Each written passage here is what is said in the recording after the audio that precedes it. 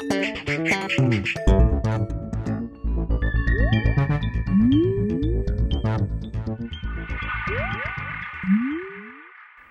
everyone and welcome to The Vortex, where lies and falsehoods are trapped and exposed. I'm Michael Vorse.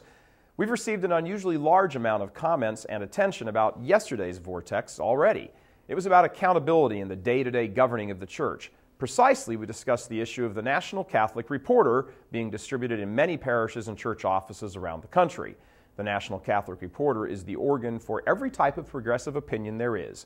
It regularly distorts official church teaching and sometimes simply denies it. The writers who populate its pages bow down and worship at the altar of social justice, while at the same time denying or dismissing practically everything the church teaches. You get the picture. That such a newspaper is freely handed out in hundreds or thousands of parishes across the country, or its website is heavily promoted, shouldn't come as a surprise, nor is the larger phenomenon of institutionalized liberalism isolated to the United States. Catholics in many countries have to endure this sort of betrayal of the faith in their own home areas. But the NCR example is just that, an example of a much wider issue, much larger issue in the church. That wider issue is this: who is really running the show on a day-to-day basis? We aren't asking the question, who is ultimately responsible? We know that answer. The bishop of the diocese is where the buck stops. But the first question to ask, and it's just the first, is who is minding the candy store? Some professional Catholics, as Pope Benedict has unflatteringly referred to such people, sit behind desks and make a host of decisions that affect the souls of the laity. These people need to be held accountable. They make decisions and recommendations that a certain catechetical program be used in various parishes, or a specific kind of religious education program be used in diocesan schools, and on and on. They make decisions on a macro level that impact the spiritual lives of thousands to millions of Catholics, and the question arises, where is the accountability? We are daily, here at Real Catholic TV, inundated with questions and worries from faithful Catholics who hear anti-Catholic comments from the pulpit, anti-Catholic screeds in their parish bulletins, anti-Catholic lessons in RCIA classes, and on and on.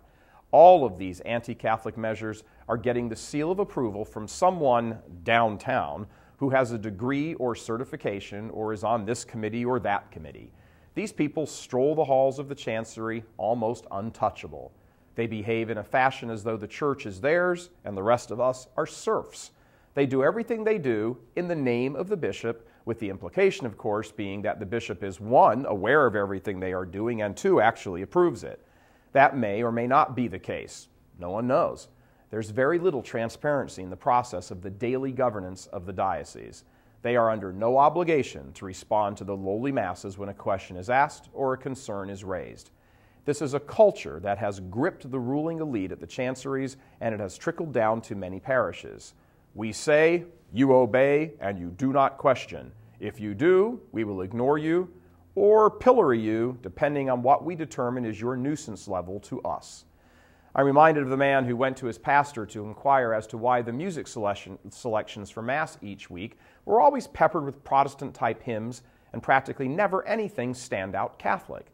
The pastor told him to speak with the music director, who promptly referred him to the liturgy committee, who said the finance committee would have to approve the purchase of any new hymnals after the music ministers had settled on an appropriate selection. When he eventually inquired of the music ministers where they were in the process of selecting a new hymnal, he was told the pastor was deciding. When he went back to the pastor, he was politely referred to the liturgy committee. This is how business is done, if you can call it business, in the church. A deferring of responsibility to committees and workout groups and program directors and teams and offices and departments and chairmen and subcommittees and consultants and advisors. If God ran the world like this, we'd still be waiting for the resurrection. The exercise of the authority of the office of bishop has been compromised by a bureaucratic monster that serves the aims of liberals embedded in the church very well. As long as no one is really accountable, as long as everyone can deflect and continue to deflect responsibility for the garbage going on in the church onto someone else or some other department, the status quo will remain. And in case you haven't noticed, the status quo is pretty awful. In fact, it's a disaster. The Holy Father was onto something with his label of professional Catholics. They are professional, all right, professional at tearing down the faith. The laity need to start demanding answers.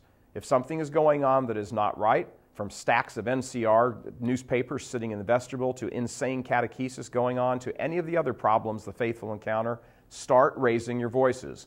Show up at meetings, write letters, make phone calls, send faxes, shoot out emails, talk out loud to your fellow Catholics, form groups, band together, schedule appointments, pass out flyers, put notices on cars in the parking lot. In short, demand accountability and transparency. The man-made policies and practices of how a diocese runs is at the service of the faith, not the other way around. God bless you. I'm Michael Voris. Please help us keep delivering these kinds of messages that so desperately need to be heard and acted on. Join RealCatholicTV.com today as a premium subscriber. Become immersed in the faith established by Jesus Christ. The Catholic Church is the only hope against evil because that is its God-given mission. As our Lord said, apart from me, you can do nothing. Join RealCatholicTV.com today as a premium subscriber and come to learn and love Christ more deeply.